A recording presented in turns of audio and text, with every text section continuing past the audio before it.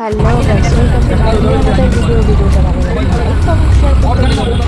আর এরকম ভিডিও দেখার জন্য অবশ্যই আমার চ্যানেলটা সাবস্ক্রাইব করে যাচ্ছি। আমি আর আমার ননদ আমরা এখন যাচ্ছি ডিসেম্বরের 5 তারিখের জন্য শাড়ি দেখতে।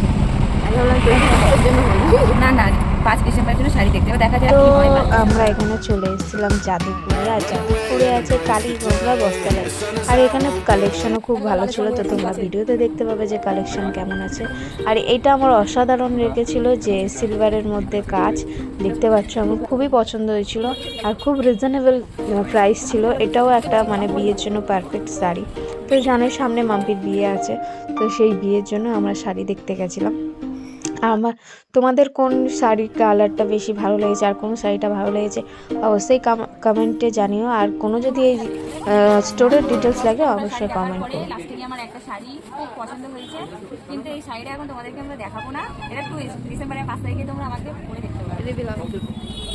তারপরে আমরা একটুখানি পেট পুজোর জন্য চলে গেছিলাম, আমাদের মনে ফেভারিট মোস্ট একটা তারপরে আমরা বাড়ি চলে গেছি গিয়ে।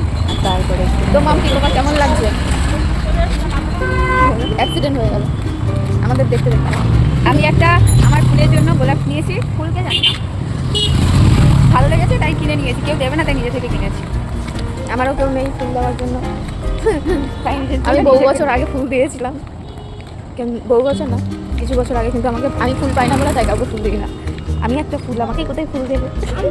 সত্যি সত্যি আমরা ফুল, আমাদেরকে কোথায় ফুল দেবে, আমরা ফুল হয়ে তাদেরকে ফুল দিচ্ছি। কেউ নেই একা। না, ও মিথ্যা কথা বলছে, ওর বরের জন্য ফুল নিয়ে না গেছে। না না, আমার বর নেই গাইস। 5 তারিখের বরের জন্য এখন থেকে পকাচ্ছে, এখন প্রপোজ করতে যাচ্ছে। আমি সরি, সেই সিনটা তোমাদের দেখাতে পারবো না আমি। 10টার সময় আসবে আমার হ্যাঁ, ফুল। আর আমি ততক্ষণে ঘরে যাব, ঘরে গিয়ে রেস্ট নেবো। সকালকে আমার কাজ আছে। এখন জন্য